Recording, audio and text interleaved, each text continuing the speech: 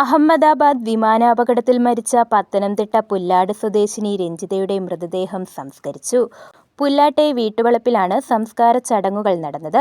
സംസ്ഥാന സർക്കാരിനു വേണ്ടി അന്തിമോപചാരമർപ്പിച്ച് VN വാസവൻ.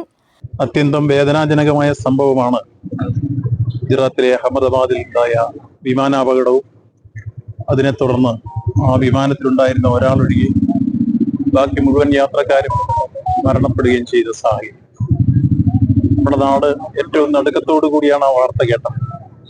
ഇന്നും അതിന്റെ ഞെട്ടലിൽ നിന്ന് നമ്മുടെ നാട് വിട്ടുമാറി. നമ്മുടെ കേരളത്തിൽ നിന്നുണ്ടായ ആ ദുരന്തത്തിലെ ഏറ്റവും പ്രധാനപ്പെട്ട കണിയായിരുന്നു രഞ്ജിത.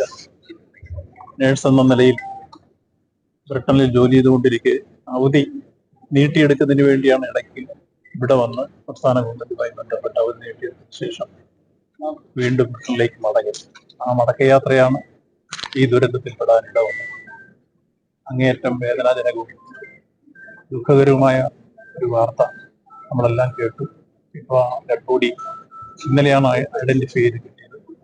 അവിടുന്ന് പോസ്റ്റ്മോർട്ടം എല്ലാം ചെയ്ത് കൃത്യമായി തിരുവനന്തപുരം എയർപോർട്ടിൽ എത്തിച്ചു. അവിടുന്ന് സംസ്ഥാന ഗവൺമെന്റിന് വേണ്ടി മന്ത്രി ശിവൻകുട്ടി ബോഡി ഏറ്റുവാങ്ങുകയുണ്ടായി. ഇപ്പോൾ ഇവിടെ സംസ്ഥാന ഗവൺമെന്റിന് വേണ്ടിയുള്ള ആദരാഞ്ജലി അർപ്പിക്കാൻ വേണ്ടിയാണ് എത്തിച്ചേർന്നത്. ഇവിടെയും അതിനുശേഷം വീട്ടിലും എത്തിയതിനു ശേഷമായിരിക്കും മടങ്ങുക.